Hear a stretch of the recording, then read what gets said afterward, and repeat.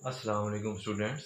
आज हम स्टार्ट करने जा रहे हैं फिज़िक्स 10 का पहला चैप्टर जिसका नाम है simple harmonic motion and waves और हमारा पहला टॉपिक है सिंपल हार्मोनिक मोशन। इसकी डेफिनेशन पढ़ने से पहले, अंडरलाइन करने से पहले कुछ बातें इसके बारे में कि हमारे पास सिंपल हार्मोनिक मोशन का ओरिजिन क्या है, ये आई कहाँ से है। 9th क्लास में हमने पढ़ा था कि वाइब्रेटरी मोशन क्या होती है। मैं आपको थोड़ा सा रिवाइज करवा देता हूँ। To and fro motion of a body about a mean position or about a fixed point is known as vibratory motion। और हमने एक लफ्ज़ यहाँ पे यूज़ किया था पीरियोडिक का। पीरियोडिक मोशन कौन सी मोशन होती है? वो मोशन किसी भी बॉडी की जो कि वो एक ख़ास टाइम के बाद, वक्फे के बाद रिपीट करे, उसको हम पीरियोडिक मोशन कहते हैं।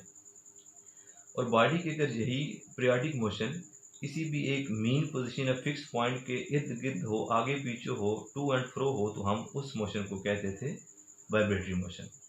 एग्जांपल्स में हमने इसकी पढ़ा था, जैसे कि हमारे पास हो गया झूला, motion of swing, motion of simple pendulum etcetera. तो सिंपल हार्मोनिक मोशन भी उसी की एक टाइप है, लेकिन सिंपल हार्मोनिक मोशन एक ऐसी वाइब्रेटरी मोशन है जिसका amplitude as compared to other vibratory motions थोड़ा सा कम होता है। ये चीज़ हमारे कोर्स में एक्सप्लेन नहीं की गई, लेकिन फिर भी आपको पता होना चाहिए कि एक वाइब्रेशन का सिंपल हार्मोनिक होने के लिए कंडीशन क्या है। वो कंडीशन ये है कि वाइब्रेटरी मोशन का एम्पलीट्यूड स्मॉल होना चाहिए। पेज नंबर 5 पे आ जाएंगे। सिंपल हार्मोनिक मोशन की डेफिनेशन है, इसको अंडरलाइन कर लें, फिर हम इसको एक एग्जाम्पल से डिस्कस करेंगे। Simple harmonic motion occurs when the net force is directly proportional to the displacement from the mean position and is always directed towards the mean position। अच्छा, इसकी डेफिनेशन के हमारे पास दो पार्ट्स हैं। पहला पार्ट क्या है, साथ साथ आप लोग भी पढ़ें, मैं आपको एक्सप्लेन करता हूँ। एक जो इसके हम 3 केसेस पढ़ेंगे, उसमें से हम एक केस को ले लेंगे, उसके हेल्प से मैं आपको समझाऊंगा कि इसकी डेफिनेशन है क्या। Simple harmonic motion occurs when the net force is directly proportional to the displacement from the mean position। क्या मतलब है इसका? हम जिसका पहला केस पढ़ेंगे उसको मैं अभी ब्रीफली डिस्कस करता हूँ, आपको सिर्फ डेफिनेशन समझाने के लिए। इसके बाद हम इसको डिटेल में डिस्कस करेंगे। हमने एक हॉरिजॉन्टल सरफेस ली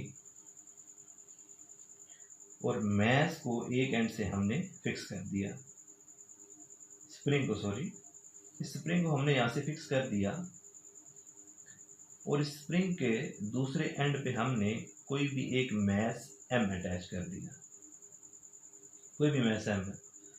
अभी हमने इस मैस के ऊपर कोई भी फोर्स नहीं लगाई, ना हमने इसको स्ट्रेच किया, ना हमने इसको कंप्रेस किया, तो ये अपनी मीन पोजीशन में होगा, जिसको हमने नाम दे दिया पोजीशन O। अब अगर हम इसके ऊपर फोर्स लगाते हैं, इसको स्ट्रेच करते हैं towards the right side, force हमने लगाई F, तो फिर क्या होगा? तो फिर जो स्प्रिंग है वो हो जाएगा एक्सपेंड, और जो बॉडी हमारे पास थी, मैस था M, वो पहुंच जाएगा एक नई पोजीशन पे जिसको हमने नाम दे दिया A। पहले उसकी मीन पोजीशन थी O से वो पहुंच गया A के ऊपर। हम सपोज करते हैं कि O से A तक जो इसने डिस्प्लेसमेंट कवर किया उसका नाम है हमारे पास x। अब जो पहला पॉइंट है सिंपल हार्मोनिक मोशन का, वो पढ़ेंगे। Simple harmonic motion occurs when the net force is directly proportional to the displacement from the mean position.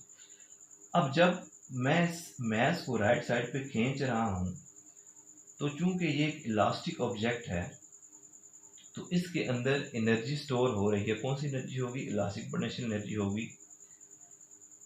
उसकी वजह से इस बॉडी में एक फोर्स स्टोर हो रही होती है जिसको हम रिवेंज फोर्स कहते हैं, और अगर हम प्योर साइंस वर्ड यूज़ करें तो वो हमारे पास होती है रिस्टोरिंग फोर्स।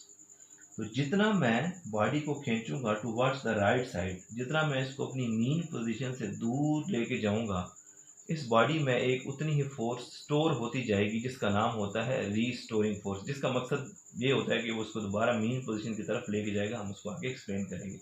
तो पहला पॉइंट क्या है? Simple harmonic motion occurs when the net force is directly proportional to the displacement from the mean position।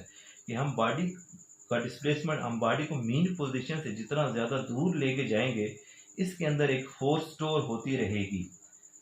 अगर हमारा डिस्प्लेसमेंट कम है तो ये फोर्स भी कम है, अगर हमारा डिस्प्लेसमेंट ज़्यादा है तो ये जो फोर्स है जिसका नाम है रिस्टोरिंग फोर्स, तो वो भी ज़्यादा है। सेकंड पॉइंट क्या है सिंपल हार्मोनिक मोशन का? And is always directed towards the mean position. और ये जो फोर्स हमारे पास इसके अंदर स्टोर हो रही है वो हमेशा एक्ट करती है टूवर्ड्स द मीन पोजीशन। बात समझिएगा क्यों करती है। हमने फोर्स लगाई और स्प्रिंग को राइट साइड पे खींचा, स्ट्रेच किया, तो ये हमारे पास नई पोजीशन ए पे आ गया। अब हमारे पास इसके अंदर एक फोर्स स्टोर हो चुकी है। अगर मैं इसको यहाँ से छोड़ दूँ, रिलीज कर दूँ यहाँ से, तो ये किधर मूव करेगा? Towards its mean position. Why? क्यों मूव करेगा? क्योंकि ये इलास्टिक ऑब्जेक्ट है। इलास्टिक ऑब्जेक्ट की ये प्रॉपर्टी होती है कि जब हम उसके ऊपर से फोर्स हटाते हैं तो वो अपनी ओरिजिनल पोजीशन गेन करने की कोशिश करते हैं। तो मैं अगर इसको राइट साइड पे खींच रहा हूँ तो जो फोर्स इसके अंदर स्टोर हो रही है वो किधर एक्ट करेगी? वो इसको किधर लाना चाहेगी? वो जो हमारे पास रिमेन फोर्स जिसको हम बोलते हैं, वो चाहेगी कि वो एक्ट करे towards the main position. Similarly अगर फर्ज करें मैं इसी मैस को कंप्रेस करूं तो फिर क्या होगा? ये मैस हमारे पास पोजीशन ओ पे पड़ा हुआ है, हमने कोई भी फोर्स अप्लाई नहीं की, कोई भी फोर्स, हमने फोर्स हटा दी। अब सपोज कि हमने इसके ऊपर फोर्स लगाई टूवर्ड्स द लेफ्ट साइड, हमने इसको कंप्रेस कर दिया। तो कंप्रेस करने से हमारे पास अब हमारी जो फोर्स है, हमने जो फोर्स लगाई वो किधर है? Towards the left side. Reason वही है कि हमारे पास चूंकि ये इलास्टिक ऑब्जेक्ट है, तो जब हम इस फोर्स को उठाएंगे तो अपनी ओरिजिनल पोजीशन गेन करने के लिए ये किधर मूव करेगा? Towards the right position, towards the right side, जो कि इसकी क्या है? हमारे पास मेन पोजीशन है। तो हम बॉडी को जहां भी ले जाएंगे, हम बॉडी को अगर राइट साइड पे लेके जा रहे हैं तो restoring force will act towards the left side.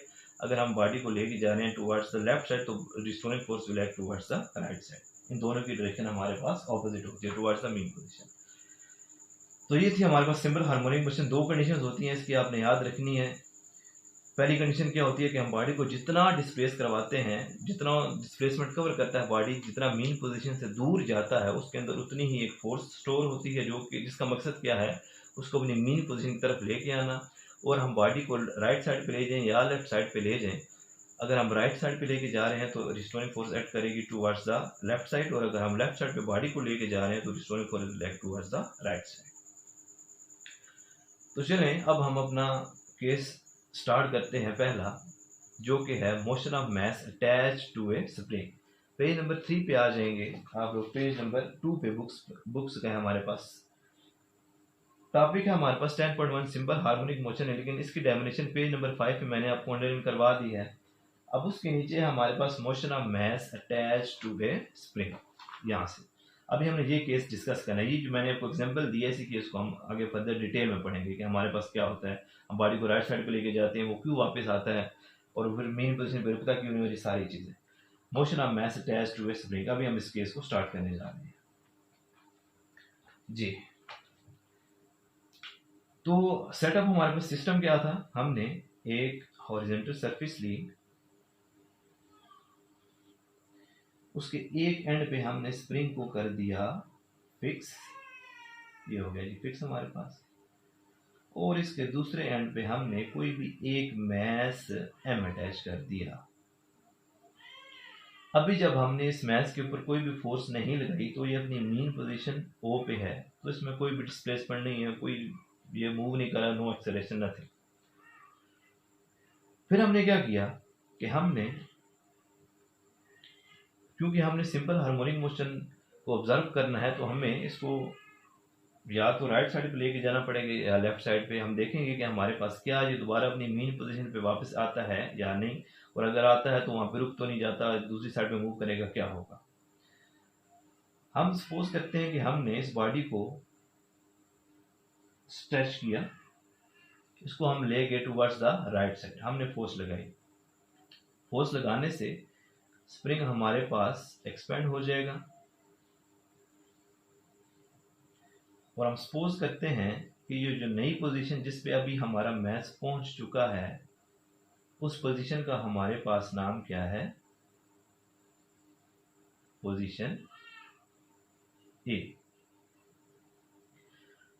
और ओ से ए तक जो बॉडी ने डिस्प्लेसमेंट कवर किया है वो हमारे पास कितना है, एक्स।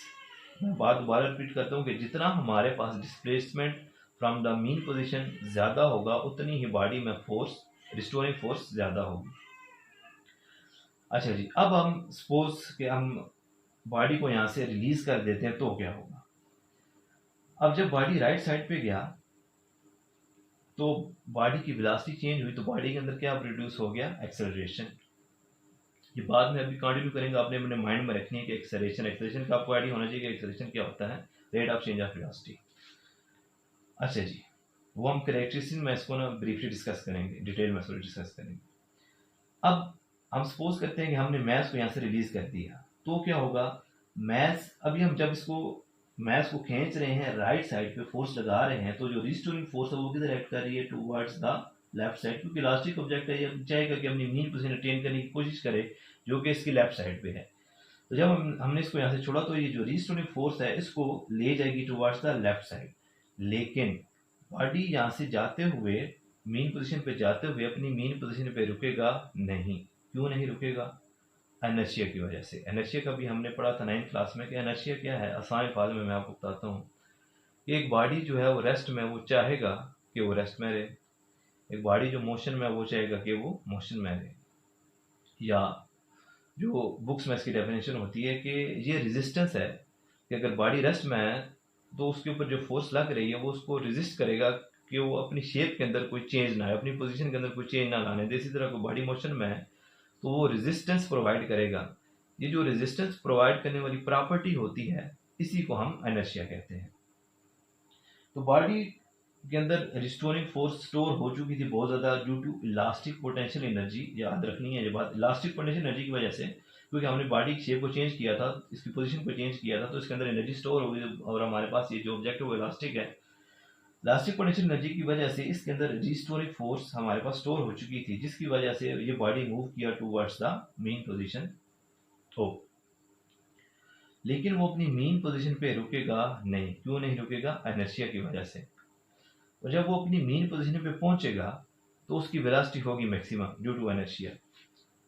अच्छा जी, रुकेगा नहीं तो किधर चला जाएगा, टूवर्ड्स द लेफ्ट साइड। अब लेफ्ट साइड पे जाते हुए स्प्रिंग पहले एक्सपेंड था, लेकिन अब मैस मूव कर रहा है टूवर्ड्स द लेफ्ट साइड, तो स्प्रिंग हमारे पास क्या हो जाएगा, आहिस्ता आहिस्ता कंप्रेस होना स्टार्ट हो जाएगा। स्प्रिंग कंप्रेस होगा और मैस अल्टीमेटली हमारे पास एक नई पोजीशन पे आएगा, जिस पोजीशन का हमने नाम दे दिया बी। ये हमारे पास ओ पोजीशन थी सपोज, अब हमारे पास जो बॉडी है वो एक नई पोजीशन बी पे आ चुका है और उसका हमारे पास डिस्प्लेसमेंट एक्स है।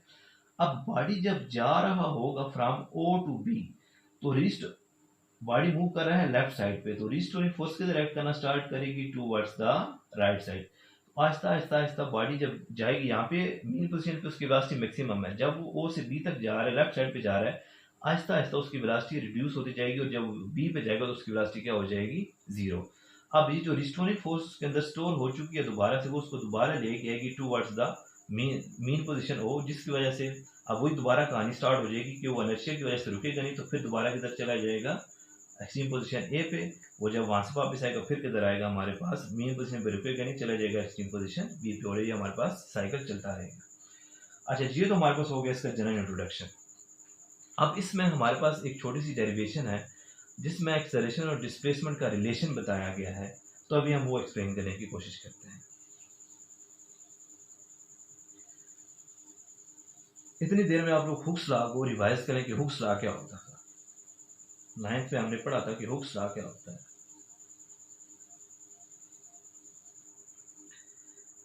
बॉडी है हमारे पास, हमने इसके ऊपर फोर्स लगाई है, फोर्स एफ लगाने से, दोबारा मैं फिगर बना रहा हूं ताकि आपको अच्छी तरह समझ आ जाए।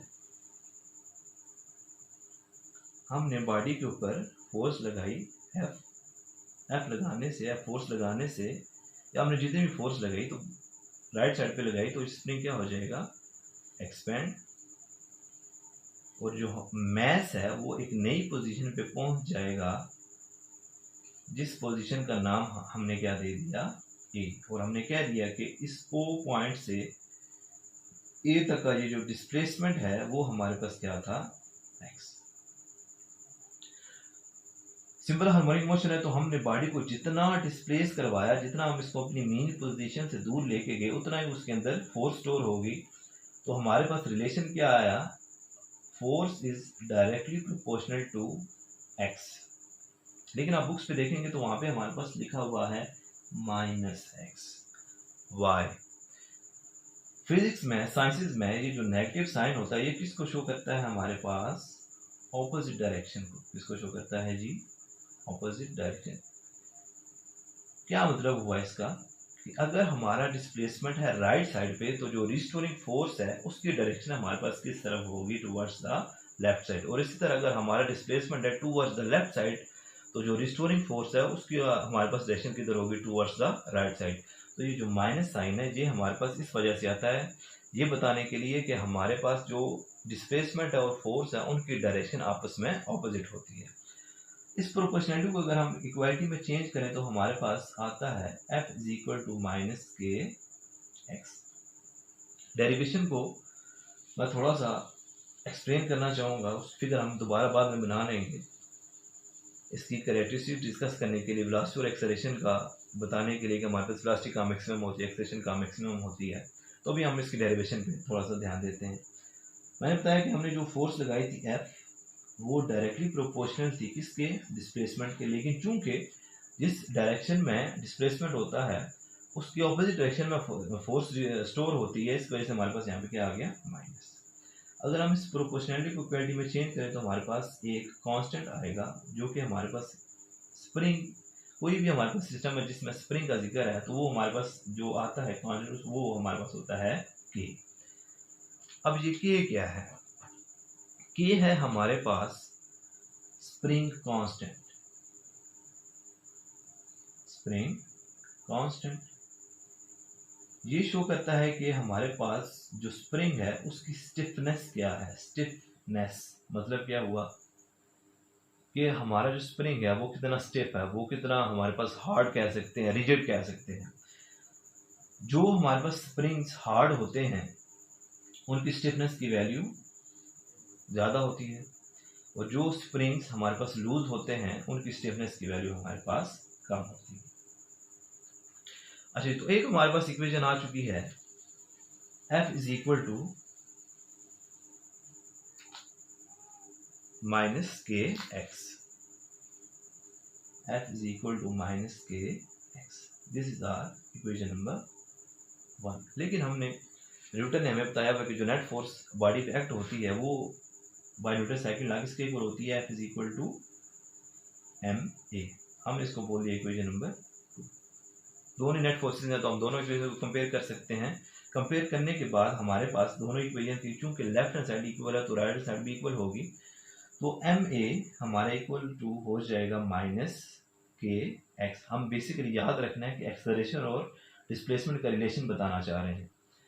एक्सेलरेशन को मैं अलग करूंगा, m इधर मल्टीप्लाई इधर आके क्या हो जाएगा, divide. Acceleration will be equal to minus k x over m।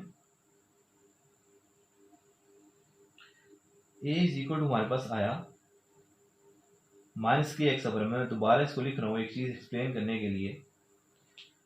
अब देखें इस इक्वेशन में ये जो स्प्रिंग कांस्टेंट के है और जो m है ये दोनों क्या है, कांस्टेंट्स।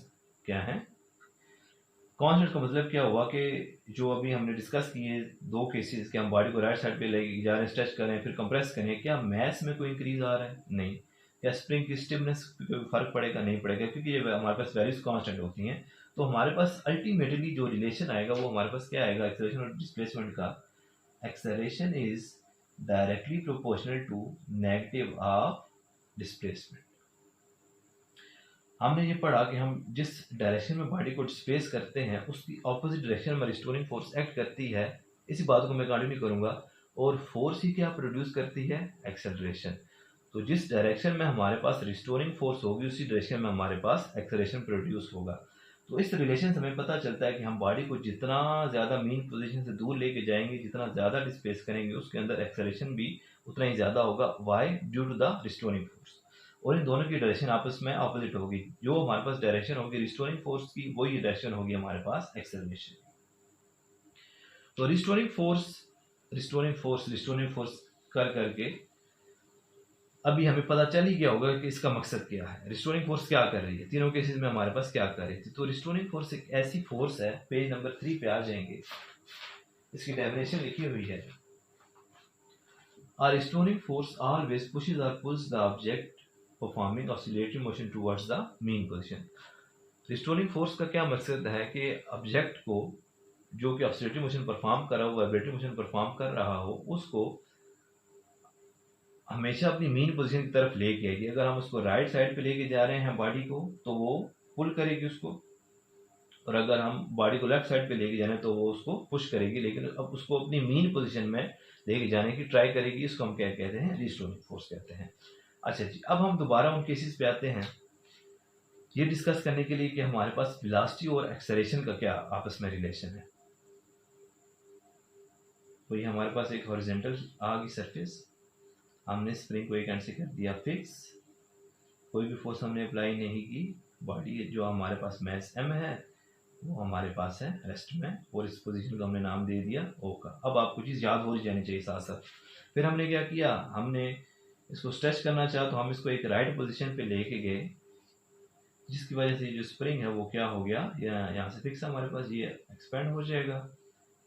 एक्सपेंड होके वो जो एक नई पोजीशन पे जाएगा, उस पोजीशन का नाम हमारे पास क्या है, पोजीशन ए।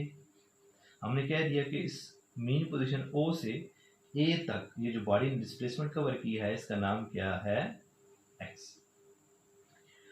बॉडी को ओ से ए तक ले जाते हुए बॉडी के अंदर ड्यू टू इलास्टिक पोटेंशियल, मैं इस बात का जिक्र करूं, बुक में हमारे पास जिक्र नहीं, लेकिन आपको पता होना चाहिए कि स्प्रिंग में क्यों एनर्जी स्टोर हो रही है। वो फोर्स रिस्टोरिंग कौन प्रोवाइड कर रहा है, इलास्टिक, क्योंकि हम कुछ वर्क कर रहे हैं और as a result elastic potential energy की वजह से इसके अंदर रिस्टोरिंग जो फोर्स है वो स्टोर हो रही है, और उसी को हम रिस्टोरिंग फोर्स कहते हैं। हम बॉडी को लेके गए towards the right side, body के अंदर जो फोर्स स्टोर हुई वो एक्ट करेगी towards the left side. Why, because the restoring force always acts towards the mean position. और ये इलास्टिक ऑब्जेक्ट है, जब हम इसको यहाँ से छोड़ेंगे तो अपनी ओरिजिनल पोजीशन गेन करने के लिए मूव किधर करेगा, towards the left side he move करेगा ना, जो कि हमारे पास इसकी क्या है, मीन पोजीशन। अच्छा जी, अब इस एक्सट्रीम पोजीशन पे जब हमने इसको लेके गए और हमने इसको यहाँ पे पकड़ा हुआ है, तो यहाँ पे वेलोसिटी क्या है बॉडी की, 0, वेलोसिटी 0 है। लेकिन चूंकि हम बॉडी को यहाँ से इसकी मीन पोजीशन से लेके आए हैं, बहुत कम टाइम में है, हम इसको लेके आ गए हैं एक पोजीशन ए पे, जिसकी वजह से इसके अंदर जो चेंज ऑफ वेलोसिटी है वो मैक्सिमम है, जिसकी वजह से हमारे पास एक्सट्रीम पोजीशन ए पे एक्सेलरेशन क्या है, मैक्सिमम। एक्सेलरेशन क्या हो गया जी, मैक्सिमम। बात को दिमाग में रखना है। फिर हमने इसको क्या कर दिया, यहाँ से रिलीज कर दिया। रिलीज करने से क्या होगा, बॉडी, मैंने कहा कि बॉडी को जब हम यहाँ से रिलीज करेंगे तो वो दोबारा जाएगा अपनी मीन पोजीशन पे, क्या रुकेगा, नहीं रुकेगा। किस वजह से नहीं रुकेगा, इनर्शिया की वजह से। लेकिन एक बात जो कि स्टूडेंट्स परेशान होते हैं जिसमें, और जब इसको हमने यहाँ से छोड़ा तो मीन पोजीशन पे रुका नहीं, कंप्रेस हो गया स्प्रिंग, वो एक नई पोजीशन पे आया, वो जो पोजीशन थी उसका नाम क्या है हमारे पास, बी। जब बॉडी यहाँ से जा रहा होगा अपनी मीन पोजीशन पे तो उसकी वेलोसिटी क्या हो जाती है, मैक्सिमम, लेकिन उसका एक्सेलरेशन होता है 0 मीन पोजीशन पे। दोबारा मेरी बात सुनिएगा, मीन पोजीशन पे वेलोसिटी क्या है, maximum, why, due to inertia, लेकिन जो एक्सेलरेशन है वो क्या है, 0। क्या ऐसा हो सकता है कि बॉडी की वेलोसिटी हो, ठीक ठाक वेलोसिटी हो, लेकिन उसका एक्सेलरेशन 0 हो? सोचें, बिल्कुल हो सकता है। मीन पोजीशन पे यहाँ पे एक्सेलरेशन क्यों 0 है, क्योंकि यहाँ पे बॉडी मूव कर रहा है with uniform velocity, and if the body is moving with uniform velocity then there is no change in velocity, when there is no change in velocity there is no acceleration. तो इस चीज़ में बड़े बच्चे confuse होते हैं कि sir velocity maximum mean position पे होती है लेकिन उसका एक्सेलरेशन 0 क्यों है। तो एक्सेलरेशन 0 इस वजह से है क्योंकि बॉडी जो है वो एक यूनिफॉर्म वेलोसिटी से मूव कर रहा है, तो चेंज ऑफ वेलोसिटी 0, जब चेंज ऑफ वेलोसिटी 0 है तो एक्सेलरेशन भी 0 है। ठीक है जी, तो ये बात आपने ध्यान में रखनी है।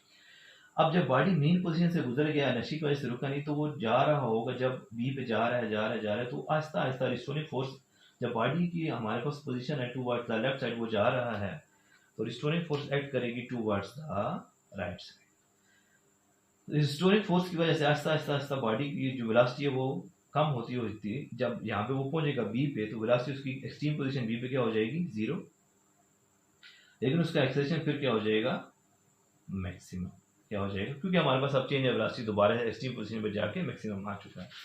तो एक्सट्रीम पोजीशन पे हमारे पास वेलोसिटी क्या होती है 0 और एक्सेलरेशन हमारे पास क्या होती है मैक्सिमम, और मीन पोजीशन पे हमारे पास वेलोसिटी मैक्सिमम होती है ड्यू टू इनर्शिया, लेकिन एक्सेलरेशन 0 होता है। वजह क्या है, किसी भी आप यूट्यूब लेक्चर पे ना, मैंने कमेंट सेक्शन में देखा था बहुत सारे लेक्चर्स पे कि ना बच्चे पूछ रहे होते हैं कि एक्सेलरेशन 0 कैसे हो सकता है जब बॉडी की वेलोसिटी मैक्सिमम हो। तो इसका रीज़न यही है कि बॉडी यूनिफॉर्म वेलोसिटी से मूव कर रहा है। जब यूनिफॉर्म वेलोसिटी से बॉडी मूव करेगा तो रेट जो हमारे पास चेंज ऑफ वेलोसिटी है वो होगा नहीं, चेंज ऑफ वेलोसिटी अगर 0 तो एक्सेलरेशन भी क्या होगा 0।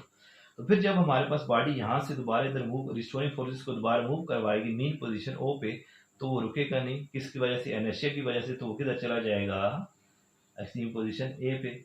जब वो यहाँ पे जाएगा वेलोसिटी 0 होगी, acceleration maximum due to change of velocity, तो दोबारा जब वो यहाँ से जाएगा मीन पोजीशन पे रुकेगा, इनर्शिया की वजह से किधर चला जाएगा एक्सट्रीम पोजीशन बी पे। और ये to and fro motion body की चलती रहेगी अबाउट इट्स मीन पोजीशन, जो कि ये शो करता है कि mass attach to a spring एक सिंपल हार्मोनिक मोशन है। आखिरी बात हमारे लेक्चर में वो है जी टाइम पीरियड हम कैसे फाइंड करते हैं किसी भी बॉडी का। इस वक्त तो हम डिस्कस करेंगे कि हम टाइम पीरियड फाइंड करेंगे, मैस अटैच टू स्प्रिंग हम कैसे टाइम पीरियड फाइंड करते हैं। तो इससे पहले हमें टाइम पीरियड पता नहीं टाइम पीरियड होता क्या है, तो 3-4 चीज़ें मैं आपको बताना चाहूँगा। पेज नंबर आ जाएंगे बुक्स पे आप लोग, पेज नंबर 6 पे। पेज नंबर 6 पे आपके पास कुछ डेफिनेशन लिखी हुई हैं, एक है वाइब्रेशन, टाइम पीरियड, फ्रीक्वेंसी और एम्पलीट्यूड। तो मैं आपको ये 3-4 चीज़ें बताऊंगा जिसकी वजह से जब हम आगे केसेस डिस्कस करेंगे, इसके 2 और केसेस हैं। दूसरा केस है ball and board system, very simple. तीसरा मोशन ऑफ सिंपल पेंडुलम। अगर आपको पहला केस समझ आ गया तो इंशाल्लाह और बाकी समझने में आपको बिल्कुल भी दुश्वारी नहीं होगी। तो अभी मैं आपको बताता हूँ कि वाइब्रेशन क्या होती है, टाइम पीरियड क्या है, फ्रीक्वेंसी क्या है और एम्पलीट्यूड क्या है। अच्छा जी, मैं एक एग्जांपल से डिस्कस करता हूँ। मैं एग्जांपल ले लेता हूँ सिंपल पेंडुलम की, ताकि हमें आगे भी जब हम उसको पढ़ें तो हमें आसानी हो। सिंपल पेंडुलम,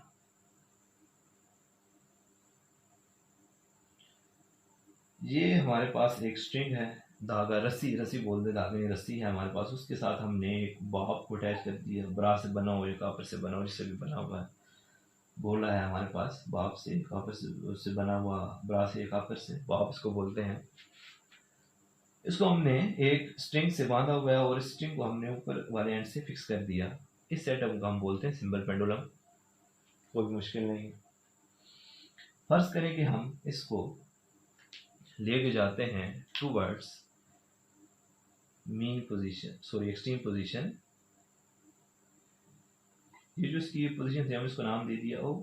हम इसको एक एक्सट्रीम पोजीशन पे लेके गए जिसका नाम है हमारे पास ए। इसकी डिटेल में अपनी जाएगी जब हम इसका केस डिस्कस करेंगे, तब मैं आपको एक्सप्लेन करूंगा। अभी मैं आपको 4 चीज़ें समझाना चाहता हूँ, तो ज़रा गौर से सुनिएगा ताकि हमें पता चले कि टाइम पीरियड होता क्या है। सिर्फ वो फार्मूला जो है वहाँ पे टाइम पीरियड का जिक्र है, तो ये चारों चीज़ें एक्सप्लेन करना ज़रूरी है। अगर मैं इस पेंडुलम को, इस बाप को यहाँ से रिलीज़ करूँ, तो रिलीज़ करूँगा तो सेम सीन हमारे पास होगा कि ये मीन पोजीशन पे रुकेगा नहीं। किसकी वजह से? इनर्शिया की वजह से। किधर चला जाएगा? एक्सट्रीम पोजीशन बी पे। बी पे जब चला गया तो जब यहाँ पे जा रहा होगा तो रिस्टोरिंग फोर्स इसके ऊपर एक्ट करेगी टूवर्ड्स द राइट साइड। जहाँ पे जाके रुकेगा थोड़ी देर के लिए, फिर वो दोबारा मूव करेगा टूवर्ड्स द मीन पोजीशन। दोबारा नशे की वजह से रुकेगा नहीं, तो दोबारा वो जब अपनी पोजीशन ए पे पहुंच जाएगा तब हम कहेंगे कि उसने कंप्लीट कर लिया है 1 वाइब्रेशन। दोबारा सुने, इस ए पॉइंट से हमने बॉडी को छोड़ा, वो अपनी मीन पोजीशन से गुजरता हुआ एक और एक्सट्रीम पॉइंट पोजीशन बी पे गया, वहाँ से वापस आता हुआ पोजीशन ओ पे जो उसकी मीन पोजीशन में आया, और वहाँ से गुजरता हुआ नशे की वजह से रुका नहीं, आ गया पोजीशन ए पे। जब वो दोबारा पोजीशन ए पे आता है तो हम कहते हैं कि उसने कंप्लीट कर लिया अपनी एक वाइब्रेशन। क्लियर? टाइम पीरियड क्या है? एक वाइब्रेशन कंप्लीट करने के लिए सिंपल पेंडुलम का, क्योंकि हम सिंपल पेंडुलम की एग्जांपल ले रहे हैं, एक वाइब्रेशन कंप्लीट करने के लिए सिंपल पेंडुलम को जितना टाइम लगेगा उसको हम उसका कह देंगे टाइम पीरियड। क्या कह देंगे जी? Time period. जितने टाइम में बॉडी ए से बी तक या बी से दोबारा ए तक आया उसको हम उसका कह देंगे टाइम पीरियड। क्लियर हो गया? तीसरी चीज हमारे पास होती है फ्रीक्वेंसी। फ्रीक्वेंसी का मतलब होता है तादाद। एक सेकंड में, टाइम इस दफा हमने फिक्स कर दिया, एक सेकंड में कोई भी बॉडी जितनी दफा वाइब्रेट कर सकती है, मतलब कि सिंपल पेंडुलम में फर्ज करें कि हमारे पास लेंथ छोटी है, बॉब हमारे पास थोड़ा सा लाइट वेट है, तो एक सेकंड के अंदर अगर ये पोजीशन ओ बी पे गया, फिर ए पे आ गया, फिर बी पे गया, फिर ए पे आ गया, फिर बी पे गया, फिर ए पे आ गया, 5 दफा वो बी पे गया और ए पे आ गया, तो इसकी फ्रीक्वेंसी एक सेकंड में गया और आ गया, तो इसकी फ्रीक्वेंसी हमारे पास क्या होगी? 5। तो एक सेकंड में हमारे पास कोई भी बॉडी जितनी दफा वाइब्रेट कर सकता है उसको हम उसकी फ्रीक्वेंसी कहते हैं। समझ आ गई? फ्रीक्वेंसी। आखिरी चीज है हमारे पास एम्पलीट्यूड। एम्पलीट्यूड क्या होता है? एम्पलीट्यूड होता है हमारे पास maximum displacement of the vibrating body on either side from its mean position. Maximum displacement. इस केस में मैं इसको दोबारा बनाता हूं ताकि आपको समझ आए कि हमारे पास एम्पलीट्यूड क्या होता है।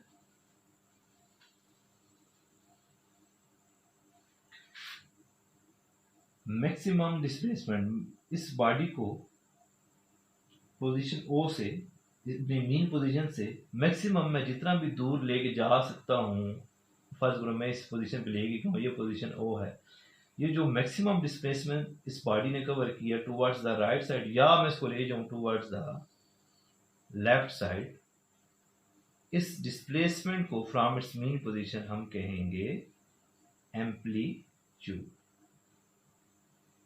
वो चाहे राइट साइड पे हो या लेफ्ट साइड, वो इसका क्या कहलाता है? एम्पलीट्यूड। तो समझ आ गया? चलें जी, अब हम आते हैं टाइम पीरियड पे। तो हम बात कहाँ से स्टार्ट हुई थी कि हमारे पास, मैं फार्मूला लिखने लगा था टाइम पीरियड का, अब simple pendulum sorry mass attached to spring, लेकिन हमें पता ही नहीं टाइम पीरियड होता है, कोई फार्मूला लिखने का मकसद नहीं था। तो टाइम पीरियड हमारे पास होता है मैस अटैच्ड टू स्प्रिंग का t is equal to 2 under the root, ये हमारे पास टॉपिक है, पेज नंबर आपके पास 3 है, उसके लास्ट में हमारे पास फार्मूला है जी 2 √m/k। टाइम पीरियड का मतलब क्या हुआ कि एक सेकंड में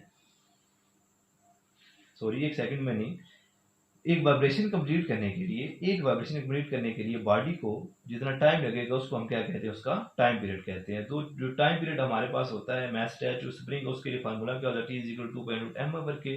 इसकी डेरिवेशन एफएससी में आप लोग पढ़ेंगे, लेकिन 10th क्लास में हमारे पास की कोई डेरिवेशन नहीं है। अब इसमें हमारे पास पाई एक कांस्टेंट वैल्यू, हमारे पास एम हमारे पास क्या है? मैस ऑफ द बॉडी, जो हमने मैस अटैच किया था, mass attach to a spring, और के हमारे पास क्या होता है? ये भी कांस्टेंट है जिसका हमारे पास क्या कहते हैं? हम स्प्रिंग कांस्टेंट।